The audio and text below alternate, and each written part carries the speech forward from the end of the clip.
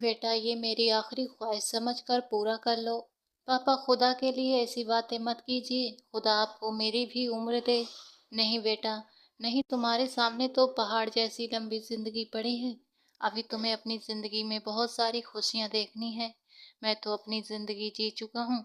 अब मैं चाहता हूँ कि तुम अपनी जिंदगी में खुश रहो।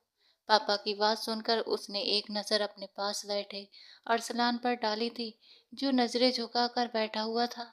मैं एक मामूली से ड्राइवर से शादी कैसे कर सकती हूँ? अगर मेरी सहेलियों को इस बारे में पता चला तो वो क्या मेरे बारे में सोचेंगी? हजारों तरह के वहम थे जो उसे परेशान कर रहे थे। अभी भी उसे सिर्फ और सिर्फ दुनिया की ही चिंता थी। अचानक ही उसके पापा गहरी गहरी सांसें लेने लगे। वो तेजी से उनके पास गई। बेटा, मेरे पास ज्यादा वक्त नहीं है। अरसलान बेटा, तुम जाओ, जल्दी से मौलवी का इंतजाम करो। जी अंकल, मैंने मौलवी को कॉल कर ली है। थोड़ी ही देर में मेरे दोस्त भी यहाँ पहुँच जाएंगे। फिर कुछ ही दोस्तों की मौजूदगी में मैं आपकी बेटी से निकाह कर लूंगा। उस इंसान के चालाक दिमाग पर गुस्सा भी आ रहा था, जिसने पहले ही सब इंतजाम कर रखा था। अपने पापा को उस हालत में देखकर वो बिल्कुल भी निकाह नहीं करना चाहती थी, लेकिन अपने पापा की आखिरी ख्वाहिश समझकर उसने ये सब करने के लिए हामी भर ली थी। उस इंसान से वो सिर्फ 3 बार ही मिली थी और उन तीनों बारों में उसे वो इंसान जहर जैसा लगा था। वो सोच भी नहीं सकती थी कि जिस इंसान से उसे सबसे ज्यादा नफरत है, उसी से उसे शादी करनी पड़ेगी। थोड़ी देर में वहां सब लोग इकट्ठा हो गए थे। अरसलान ने लाल रंग का दुपट्टा सोनिया की तरफ बढ़ाया था, जिसे सोनिया ने चुपचाप पकड़ लिया। उसकी आंखों से लगातार आंसू बह रहे थे। उसने अपने लिए कुछ और सोचा था और उसके साथ कुछ और ही हो गया था। वो एक साधारण से टैक्सी ड्राइवर से निकाह करने जा रही थी, जबकि वो खुद एक स्कूल टीचर थी।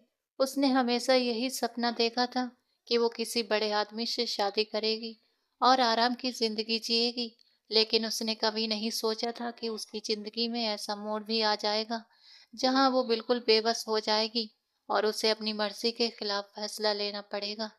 जब निकाह पूरा हो गया तो सबने एक दूसरे को बधाई दी थी। सोनिया के पापा ने शांति से आंखें बंद कर ली थीं। वो बहुत सुकून में लग रहे थे। अपने पापा को शांत देखकर सोनिया के चेहरे पर भी मुस्कान आ गई थी। उसे लगा कि पापा अब ठीक हो गए हैं, लेकिन उसे ये नहीं पता था कि उसके पापा हमेशा के लिए चले गए हैं। जब नर्स कमरे में आई और मशीनों पर नजर डाली, तो वो जोर जोर से चिल्लाने लगी और डॉक्टर को बुलाने लगी। तब सोनिया को लगा कि शायद कुछ गड़बड़ है। डॉक्टर जल्दी से अंदर आया। उसने सोनिया के पापा की नब्ज देखी और जो शब्द उसने कहे, वो सुनकर सोनिया को लगा जैसे सब कुछ रुक गया हो, जैसे उसकी पूरी दुनिया ही बिखर गई हो। उसके जान से भी प्यारे पापा उसे इस दुनिया में अकेला छोड़कर चले गए थे। वो जोर जोर से रोने लगी। अरसलान तेजी से उसके पास आया, लेकिन इससे पहले कि वो उसके कंधे पर हाथ रखता या उसे दिलासा देता, सोनिया ने उसे पीछे धक्का दिया था और नफरत से उसकी तरफ देखते हुए बोली थी, खबरदार, जो तुमने मुझे हाथ लगाने की भी कोशिश की, मुझसे बुरा कोई नहीं होगा। तुमसे निकाह मैंने सिर्फ अपने पापा की खुशी के लिए किया था और सिर्फ उन्हें खुश देखना चाहती थी। अब जब मेरे पापा इस दुनिया में नहीं रहे, तो मेरा भी तुमसे कोई रिश्ता नहीं है। अरसलान को उसकी बातें सुनकर अपने दिल में गहरा दर्द महसूस हुआ था। वो बड़ी मुश्किल से खुद को संभाल रहा था। उसने आज तक किसी का इतना कड़ा रवैया नहीं झेला था और ना ही वो ऐसी बातें सुनने का आदी था। सोनिया पहली लड़की थी जिसकी कड़वी बातें वो सह रहा था। उसका दोस्त आगे बढ़ना चाहता था, लेकिन अरसलान ने उसके सीने पर हाथ रखकर उसे रुकने का इशारा किया और खुद थोड़ा पीछे हट गया था। वो सोनिया की हालत को अच्छी तरह समझ रहा था। उसे पता था कि सोनिया बहुत दर्द में है और इतने बड़े सदमे को एक साथ स्वीकार करना उसके लिए आसान नहीं है। इसलिए वो उसे इस मुश्किल वक्त में अकेला नहीं छोड़ना चाहता था। थोड़ी देर बाद सोनिया के पापा की डेड बॉडी घर पहुंचा दी गई थी। मोहल्ले की सारी औरतें सोनिया के घर पर इकट्ठी हो गई थीं। सोनिया का इस दुनिया में अपने पापा के अलावा कोई भी नहीं था। उसकी माँ का बहुत पहले ही इंतकाल हो चुका था, क्योंकि उसके पापा और माँ ने घर वालों की मर्जी के खिलाफ भागकर शादी की थी। इसलिए परिवार में उनसे बहुत पहले ही रिश्ता तोड़ लिया था। वो दोनों सिर्फ अपनी बेटी सोनिया के साथ ही जिंदगी बिता रहे थे। अचानक सोनिया को पता चला कि उसके चाचा उससे मिलने आए हैं। पहले तो वो हैरान रह गई थी, फिर उसे अपने चाचा की चाल समझ में आ गई थी। दरअसल उसके चाचा का मकसद सिर्फ और सिर्फ उस घर पर हक जमाना था। सोनिया जानती थी कि उसके चाचा बहुत लालची हैं और इन दिनों तो वैसे भी उन्हें काफी नुकसान झेलना पड़ा था। उनकी तीनों कंपनियां बंद हो चुकी थी और वो सड़क पर आ गए थे। सोनिया को देखकर वे तेजी से चलते हुए उसके पास आए थे। उसके साथ उनकी पत्नी और एक बेटा भी था। इससे पहले कि वो सोनिया के सिर पर हाथ रखते सोनिया जल्दी से पीछे हट गई थी और नफरत भरी नजरों से उन्हें देखते हुए बोली थी, आप अभी और इसी वक्त यहाँ से चले जाइए। मेरा आपसे किसी भी तरह का कोई रिश्ता नहीं है। बेटा, ये कैसी बातें कर रही हो? मैं तुम्हारा चाचा हूँ। मैं जानता हूँ कि हमारे बीच कई गलतफहमियां रही हैं, लेकिन इसके बावजूद तुम खून के रिश्ते से नजरें नहीं चुरा सकती और न ही मुझे खुद से दूर रख सकती हो। मैं आपको अपना चाचा नहीं मानती, क्योंकि चाचा ऐसे नहीं होते। आपने कभी मेरे पापा से मिलने की कोशिश नहीं की। मेरे पापा हमेशा आपको याद किया करते थे। वो 2-3 बार आपसे मिलने भी गए थे, लेकिन आपने उन्हें अपमानित करके भगा दिया था। और अब जब वो इस दुनिया में नहीं है, तो आप किस मुंह से यहाँ आए हैं? अभी और इसी वक्त यहाँ से निकल जाइए। मामला इतना गर्म होता देख मोहल्ले की औरतें भी बीच में आ गई थीं और सोनिया को शांत करते हुए बोली, बेटा, अपने चाचा को उनके भाई के जनाजे से मत निकालो। तुम्हारे पापा अपने भाई से बहुत नाराज रहते थे, लेकिन अगर आज वो जिंदा होते और तुम्हारा ये बर्ताव देखते, तो उन्हें बहुत दुख होता। औरतों की बातें सुनकर सोनिया चुप हो गई थी। इस वक्त वो किसी तरह का तमाशा नहीं चाहती थी। उसने अपने चाचा को चेतावनी दी कि जैसे ही जनाजा उठे, आप यहाँ से चले जाइएगा और उसके बाद कभी लौट कर मत आइएगा। ये सुनकर उसके चाचा के चेहरे पर हल्की सी मुस्कान फैल गई थी। उसे अब तक सोनिया के निकाह के बारे में पता नहीं था। वो घर से ही यही सोच कर आए थे कि अपने बेटे अरमान का निकाह सोनिया से कर देंगे और फिर ये घर भी उनके कब्जे में आ जाएगा। उन्हें लगता था कि सोनिया के पापा ने बहुत सारा पैसा जमा कर रखा है, जिसे उन्होंने कहीं छिपाया हुआ है और अब वो वही पैसा निकलवाने आए हैं। उन्हें ये नहीं पता था कि काफी समय पहले ही सोनिया के पापा का कारोबार डूब गया था और उनके पास थोड़ी सी बचत के अलावा कुछ भी नहीं बचा था। सोनिया स्कूल में नौकरी करके घर का खर्च चलाती थी और जब से उसके पापा को कैंसर हुआ था, तब से घर का खर्च और भी बढ़ गया था। अब उसे राशन के साथ साथ पापा की दवाइयों का भी इंतजाम करना पड़ता था। उस पर बहुत ज्यादा बोझ आ गया था। सोनिया के पापा जब अपनी बेटी की ये हालत देखते थे, तो उन्हें बहुत दुख होता था। वो अक्सर रोया करते थे कि उनकी फूल जैसी बेटी उनकी वजह से इतनी परेशानियों में फंस गई है। अरसलान को जब ये सब पता चला, तो उन्होंने सोनिया से कहा कि वो उसके साथ चले, लेकिन सोनिया ने साफ साफ इनकार कर दिया और कहा कि अब मेरे घर वाले यहाँ आ चुके हैं, तुम्हें मेरी चिंता करने की जरूरत नहीं है। क्या तुम भूल गई हो कि तुम्हारे चाचा ने तुम्हारे पापा के साथ क्या किया है? अरसलान गुस्से में बोला था, मैं कुछ भी नहीं भूली और ना ही कभी भूल सकती हूँ। तुम्हें मुझ पर इस तरह चिल्लाने की जरूरत नहीं है। और सबसे बड़ी बात, तुम्हें मुझ पर हुक्म चलाने का भी कोई हक नहीं है। सोनिया मैडम, लगता है आप ये बात भूल गई हैं कि थोड़ी देर पहले ही आपने मुझसे निकाह किया है और अपने सारे हक मेरे हवाले किए हैं। अब मैं आप पर हर तरह का हक रखता हूँ और इन हकों को निभाना मेरा फर्ज भी है। मैं सिर्फ आपकी इज्जत की वजह से चुप हूँ, लेकिन आप मेरे इस नर्म स्वभाव का गलत फायदा मत उठाइएगा, वरना मुझसे बुरा कोई नहीं होगा। मैं तुम्हें सिर्फ एक रात का वक्त दे रहा हूँ। आज की रात तुम यहीं रहो।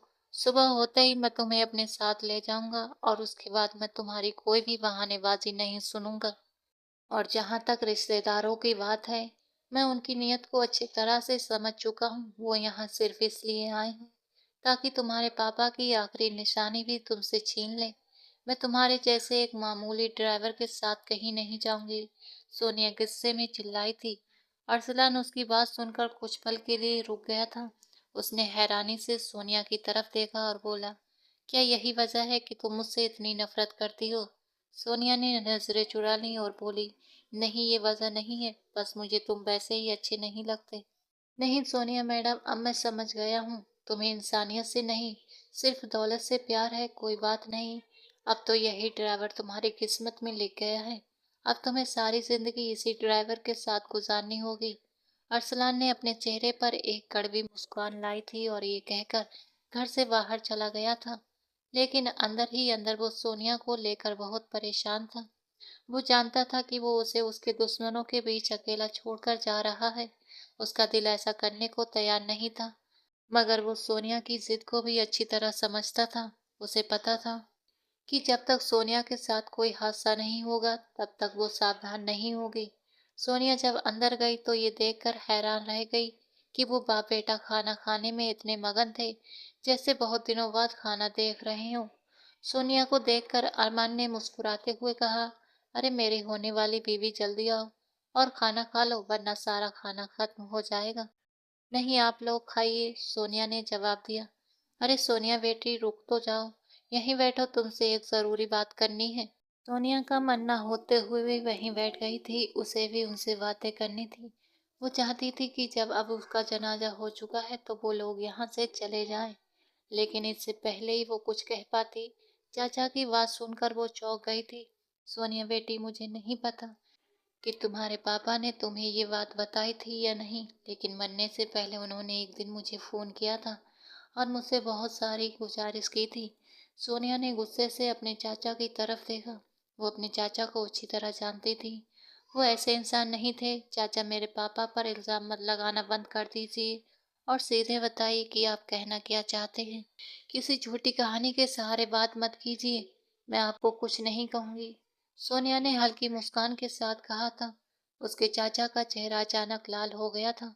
सोनिया समझ नहीं पाई कि वो गुस्से से लाल हुए थे या शर्म से। हाँ तो बेटी, मैं चाहता हूँ कि कल तुम्हारा और अरमान का निकाह कर दिया जाए। सोनिया को लगा जैसे आसमान उसके सिर पर गिर पड़ा हो। उसे यकीन नहीं हो रहा था कि उसके चाचा इतनी जल्दी ये बात करेंगे। उसने खुद को संभालते हुए शांत लहजे में कहा था, मैं आपके बेटे से निकाह नहीं कर सकती। मैंने तुम्हें मना करने का हक नहीं दिया। तुम्हारे पास सिर्फ कल तक का वक्त है। कल मैं मौलवी को लेकर आऊंगा, लेकिन मेरा पहले ही निकाह हो चुका है और मैं एक निकाह के ऊपर दूसरा निकाह नहीं कर सकती। उसके चाचा ये बात सुनकर हैरान रह गए और पूछने से और बेचैनी से पूछने लगे, ये तुम क्या कह रही हो? तुमने निकाह कर लिया और हमें बताया भी नहीं? जी, आज ही निकाह हुआ है, और वो भी मेरे पापा की आखिरी ख्वाहिश पर। इसलिए आपसे झूठ बोलने की कोई ज़रूरत नहीं है कि ये मेरे पापा की ख्वाहिश थी। मतलब तुमने तो हमारा सारा प्लान ही खत्म कर दिया और हमारा सारा ड्रामा भी बिगाड़ दिया। उसके चाचा हाथ झाड़ते हुए बोले। अरमान भी अपनी जगह से खड़ा हो गया। दोनों ही सोनिया के चेहरे की तरफ देख रहे थे। सोनिया को बहुत जोर से कुछ गलत होने का एहसास हो रहा था। ये आप लोग क्या करने वाले हैं? बेटा, वही करने वाले हैं जो हम तुम्हारे साथ नहीं करना चाहते थे। हम चाहते थे कि तुम अपनी मर्जी से मेरे बेटे से शादी कर लो और फिर ये घर उसके नाम हो जाए। लेकिन अब क्योंकि तुम उससे शादी करने के लिए तैयार नहीं हो रही हो, तो तुम्हें बिना शादी के ही ये घर उसे देना होगा। तुम वैसे भी लड़की हो और अब तो वैसे भी तुम्हारी शादी हो चुकी है। तुम्हारा पति, अरे वो तो एक आम सा ड्राइवर है। कल मैंने उसे टैक्सी से निकलते हुए देखा था। उसने अपने बेटे की तरफ देखते हुए ये बात कही थी। अरमान भी जोर जोर से हंसने लगा। वो ड्राइवर है जैसा भी है, लेकिन वो तुम लोगों जैसा लालची नहीं है। वो बहुत अच्छा इंसान है। वो मेरी कद्र करता है, मेरी इज्जत करता है और सबसे बड़ी बात, वो मेरी परवाह करता है। सोनिया ने ऊंची आवाज में चिल्लाते हुए कहा था। अरसलान जो कुछ भूल गया था और वापस आ गया था। सोनिया के मुंह से अपने लिए ये शब्द सुनकर उसके चेहरे पर मुस्कान फैल गई थी। अरमान सोनिया पर झपटा और उसके बाल पकड़ लिए थे। जब अरसलान ने ये सब देखा तो उसका चेहरा गुस्से से लाल हो गया था। वो सोच भी नहीं सकता था कि ये बाप बेटे इतने कमजोर दिल के हो सकते हैं। अरमान सोनिया को कोई नुकसान पहुंचाने से पहले ही अरसलान तेजी से उसके पास आ गया था। उसने अरमान के चेहरे पर जोरदार मुक्का मारा और उसे पीछे धकेला था। फिर उस पर टूट पड़ा था। कुछ ही देर में उसने उन दोनों बाप बेटों को बहुत बुरी तरह घायल कर दिया था। सोनिया कुर्सी पर बैठी फूट फूट कर रो रही थी। वो दौड़ती हुई अरसलान के पास गई और उसके गले से लग गई थी। अरसलान उसे डांटना चाहता था और कहना चाहता था, मैंने तुम्हें पहले ही समझाया था, मेरे साथ ही चलो। लेकिन वो एक शब्द भी नहीं कह पाया। उसे दूसरी तरफ अरसलान को अपनी रूह से सुकून महसूस हो रहा था। उसकी जान से प्यारी पत्नी उस समय उसके गले में लिपटी हुई थी। सोनिया को जल्दी ही अपनी गलती का एहसास हुआ। वो तेजी से पीछे हटी और अरसलान से माफी मांगने लगी थी। ये सब देखकर अरसलान का चेहरा गंभीर हो गया था, लेकिन वो अभी भी सोनिया की मानसिक स्थिति के अनुसार ही डील कर रहा था। वो जानता था कि इस समय सोनिया के लिए कुछ भी स्वीकार करना मुश्किल है। अब क्या मैडम हमारे साथ चलना पसंद करोगी? अरसलान ने सोनिया से पूछा था। सोनिया ने गुस्से से उसके चेहरे की तरफ देखा और कहा, अगर तुम पहले ही अपने साथ ले जाते तो ये सब कुछ नहीं होता, लेकिन तुमने भी तो बस अकड़ दिखाई थी। अरसलान का मुंह हैरानी से खुला का खुला रह गया था। उसे अच्छी तरह याद था कि उसने शाम से सोनिया से कितनी बार गुजारिश की थी कि उसके साथ चले। अब वैसे भी हम दोनों एक दूसरे के गहरे रिश्ते में बंध चुके हैं। मगर सोनिया नखरे दिखा रही थी और कह रही थी कि अपने बाप के घर के होते हुए वो कहीं नहीं जाएगी। अरसलान ने उसका हाथ पकड़कर उसे बाहर ले आया था। सोनिया ने एक नज़र टैक्सी की ओर देखा और झिझक गई थी। उसका दिल फिर से बैठ गया था। उसी टैक्सी को देखकर उसे गुस्सा आता था और उसे अपनी स्थिति कोई मामूली सी लगती थी। वो चाहती थी कि वो ऐसे आदमी से शादी करे जो नामी हो, उसके पास बहुत पैसा हो और लोग उसका नाम सुनकर ही डरें। लेकिन उसकी शादी ऐसे इंसान से हो गई थी जिस पर लोग मजाक उड़ाते थे। उसने फिर एक नज़र अरसलान की ओर देखा। अरसलान अच्छी शख्सियत और कद काठी वाला था। उसे देखकर बिल्कुल भी नहीं लगता था कि वो टैक्सी चलाता है। सोनिया ने उससे कहा, क्या तुम टैक्सी चलाना नहीं छोड़ सकते? क्या तुम्हें शर्म आती है कि तुम्हारा पति एक टैक्सी ड्राइवर है? अरसलान ने उसे एक अजीब लहजे में पूछा था। ये सुनकर सोनिया घबरा गई और बोली, नहीं ऐसा नहीं है, मैं बस यूं ही कह रही थी कि ये टैक्सी तुम्हारी पर्सनालिटी पर सूट नहीं करती। क्या तुम्हारे पास थोड़ा भी पैसा नहीं है कि तुम अपना खुद का बिजनेस शुरू कर दो? सोनिया की बात सुनकर अरसलान के चेहरे पर मुस्कान फैल गई थी। सोनिया ने कहा, मैं मजाक नहीं कर रही, मैं गंभीर बात कर रही हूँ। अगर तुम्हारे पास पैसे नहीं हैं तो मैं तुम्हें देने के लिए तैयार हूँ। बस एक छोटा सा बिजनेस शुरू करो और इस टैक्सी से छुटकारा पा लो। उसने टैक्सी की ओर अजीब नजरों से देखते हुए कहा था। और मुझे वो पैसे तुम कहाँ से दोगी? अरसलान ने पूछा था। सोनिया ने कुछ पल सोचा और कहा, जो मेरे पापा का कहना है, मैं वो घर बेच दूंगी। जितने भी पैसे मिलेंगे वही पैसे मैं तुम्हें दूंगी, फिर तुम अपने लिए बिजनेस शुरू कर लेना। मुझे यकीन है कि तुम उस बिजनेस में सफल हो जाओगे। सोनिया की सादगी भरी बात सुनकर अरसलान को कुछ पलों में एहसास हो गया था कि वो उसके लिए कितना अहम है। अभी थोड़ी देर पहले तक सोनिया किसी को भी इस घर के बारे में बात करने नहीं दे रही थी, और अब वो खुद कह रही थी कि वो ये घर जल्द ही उसके हवाले कर देगी ताकि वो अपना बिजनेस चला सके। चलो इस बारे में बाद में सोचेंगे, पहले तुम मेरी टैक्सी का मजा लो। ये कहकर अरसलान ने स्पीड बढ़ा दी थी। सोनिया उसे डांट रही थी और कह रही थी कि स्पीड कम करो, लेकिन अरसलान उसकी कोई बात नहीं सुन रहा था। अरसलान को सोनिया को ड्राइव करते देख रहा था। जब सोनिया के माथे पर बल पड़ते थे तो अरसलान को उस पर बहुत प्यार आता था। करीब 1 घंटे के सफर के बाद वो एक फ्लैट के पास पहुंच चुके थे। सोनिया जब फ्लैट के अंदर गई तो हैरान रह गई थी। वो एक बहुत ही कीमती और फैशनेबल फ्लैट था जो अमेरिकन स्टाइल में बनाया गया था। सोनिया का मुंह हैरानी से खुला रह गया था। ऐसे फ्लैट उन लोगों के पास होते हैं जो बहुत अमीर होते हैं। सोनिया ने अरसलान से पूछा, तुमने इतना अच्छा फ्लैट कहाँ से लिया? अरसलान कुछ पलों के लिए चुप रहा और फिर मुस्कुराते हुए बोला था, ये मेरा नहीं है बल्कि मेरे दोस्त का फ्लैट है। सोनिया का दिल एकदम ही बुझ गया था। शायद उसे अरसलान से इस जवाब की उम्मीद नहीं थी। दूसरी ओर जब अरसलान ने सोनिया की उदास शक्ल देखी तो उसे खुद पर गुस्सा आ गया था। आखिर क्यों, क्या जरूरत थी कि ये सब कहे? उसे तो बस कह देना चाहिए था कि ये उसका खुद का फ्लैट है। कम से कम उसकी मासूम सी पत्नी थोड़ी देर के लिए खुश तो हो जाती। अरसलान के पास उसके लिए एक बड़ा सरप्राइज भी था, लेकिन वो अभी सोनिया को ये सरप्राइज देना नहीं चाहता था। वो उसे और परेशान करना चाहता था और देखना चाहता था कि आखिर इस लड़की में कितना सब्र है। सोनिया को उसने बहुत मुश्किलों के बाद पाया था और अभी वो उन सब का बदला ले रहा था। इस फ्लैट में अभी कुछ भी मौजूद नहीं था। थोड़ी देर बाद अरसलान बाहर गया और सारा राशन ले आया था। सोनिया ने उसे पैसे देने की कोशिश की। अरसलान गुस्से से उसकी तरफ देखकर बोला था, तुमने क्या समझा है कि मेरे पास इतने पैसे नहीं हैं कि मैं तुम्हें और खुद को पाल सकूं? सोनिया ने जल्दी से ना में सिर हिलाया और शर्मिंदा हो गई थी। उसने कहा, मुझे किसी का एहसान लेने की आदत नहीं है। ये सुनकर अरसलान का मुंह लटक गया था। मैं किसी का नहीं हूँ, मैं तुम्हारा पति हूँ। मैंने तुमसे निकाह किया है और ये मेरी जिम्मेदारी है कि तुम्हारे खाने पीने, पहनने ओढ़ने का ख्याल रखूं। अगर तुम्हारे पास बहुत सारा पैसा है जो संभाला नहीं जा रहा तो गरीबों की मदद करो, वे तुम्हें दुआएं देंगे। अरसलान की बात सुनकर सोनिया भी शर्मिंदा हो गई थी। उसे भी अपनी गलती का एहसास हुआ था कि उसे ऐसा व्यवहार नहीं रखना चाहिए था। लेकिन वो ये सोचकर अरसलान को पैसे दे रही थी कि शायद वो कितना अकेला होगा। आज पूरा दिन अरसलान उसके साथ ही बिताया था, एक भी पल अलग नहीं था। इसी वजह से सोनिया उसके लिए फिक्र में थी। दूसरी ओर सोनिया जिस स्कूल में नौकरी करती थी वहां उसे अच्छी खासी सैलरी मिलती थी। अब उसके पापा की दवाइयों का खर्च भी खत्म हो गया था, इसलिए उसके सारे पैसे अब सिर्फ इसी काम में खर्च हो रहे थे। उसने पहले सोचा कि वो अरसलान के लिए कुछ कपड़े खरीदे, लेकिन जब उसने अरसलान की अलमारी खोली और सामने लटके हुए सूट देखे तो उसका मुंह हैरानी से खुला रह गया था। अंदर एक से बढ़कर एक कीमती जोड़ा मौजूद था।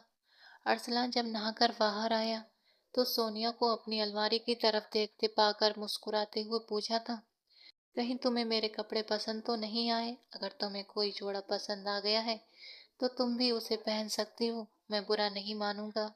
उसने इतने कीमती जोड़े कहाँ से खरीदे? सोनिया की बात सुनकर एक पल के लिए वो परेशान हो गया था, लेकिन फिर अगले ही पल कहा, ये सारे जोड़े मेरे नहीं हैं।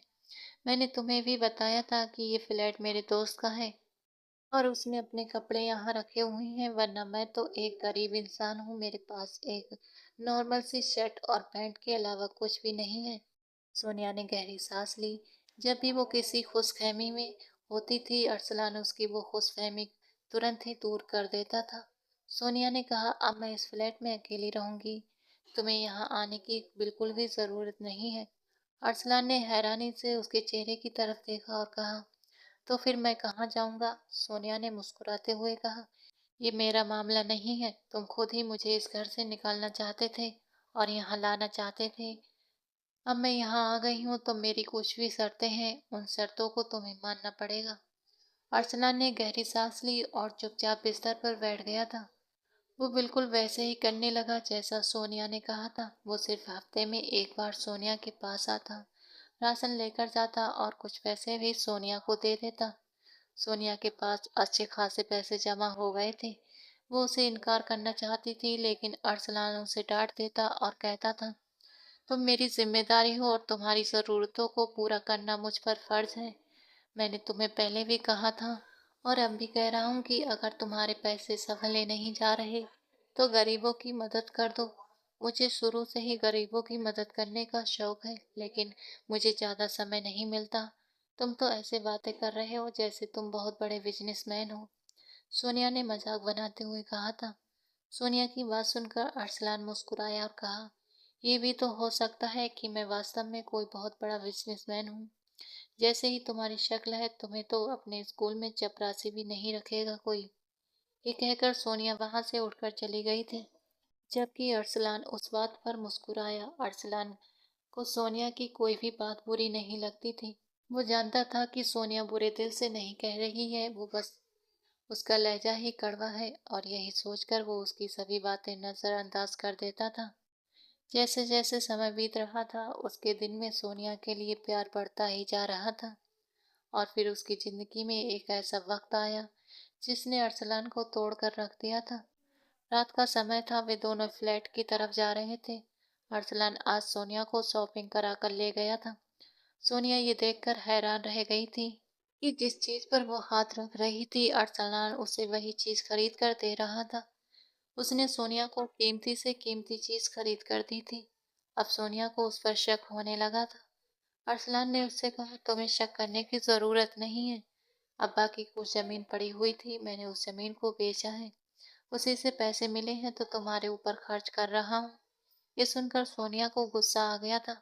उसने उसे डांटते हुए कहा, तुम किस तरह के इंसान हो? लोग अगले पैसे बचा कर रखते हैं ताकि मुश्किल समय में उनका इस्तेमाल कर सके, और तुम उन्हें खुलेआम मुझ पर खर्च कर रहे हो। अरसलान ने कहा, तुम्हें फिक्र करने की जरूरत नहीं है।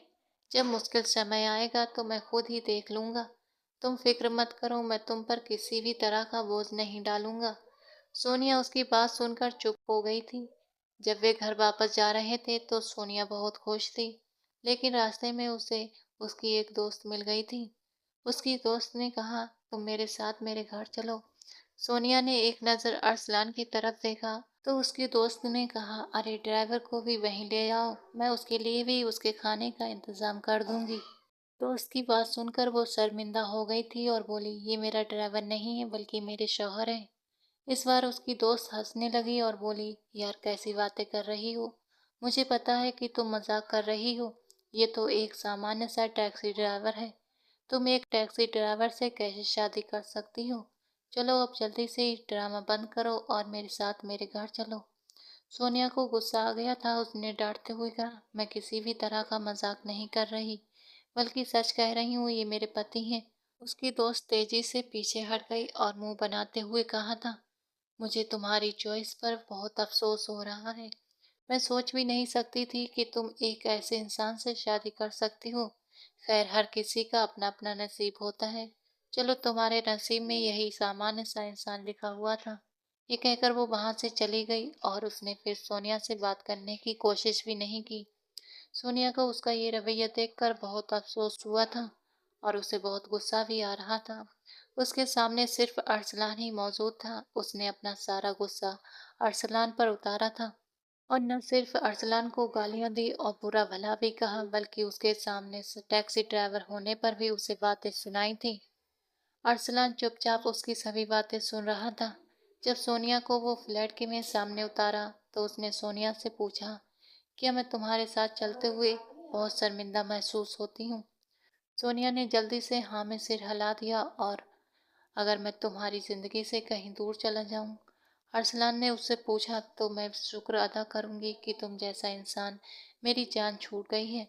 ये कहकर सोनिया जल्दी से फ्लैट के अंदर चली गई थी। इसके बाद उसने अरसलान को दोबारा नहीं देखा था। दिन तेजी से गुजर रहे थे। अगले दिन जब वो सुबह उठी तो उसे अपनी गलती का एहसास हुआ था।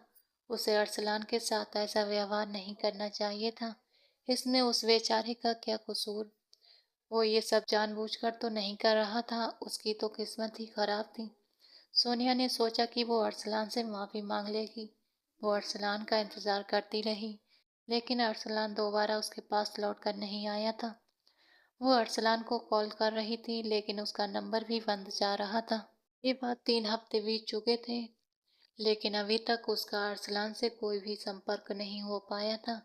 एक दिन उसने वही टैक्सी देखी। वो भागती हुई इस टैक्सी के पास गई। उसने अंकल से पूछा तो अंकल ने कहा, अरे बेटा, ये तो मेरी टैक्सी है, मैं तो इसे लंबे समय से चला रहा हूँ। सोनिया ने जब अरसलान से पूछा तो वो हंसने लगा और कहने लगा, अरे इस बच्चे ने तो थोड़े समय पहले ही टैक्सी मुझसे ली थी, पता नहीं उसे इस टैक्सी से क्या काम था। सोनिया ने उससे पूछा कि क्या आपको उसके पास घर का पता है। उस आदमी ने सोनिया को पता दे दिया। पता लेकर सोनिया उस घर गई तो देखकर हैरान रह गई थी। वो एक बहुत ही बड़ा बंगला था। वो अरसलान का नाम पुकारते हुए अंदर दाखिल हुई थी। जब अरसलान ने सोनिया को देखा तो वो हैरान रह गया था।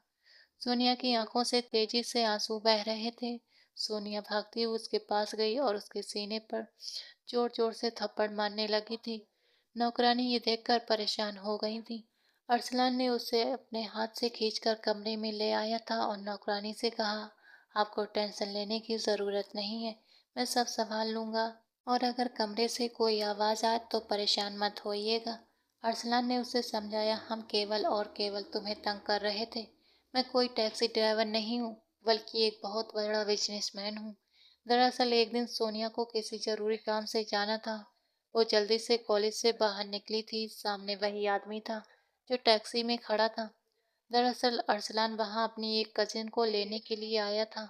जब उसने सोनिया को देखा तो वो उसका दीवाना हो गया था।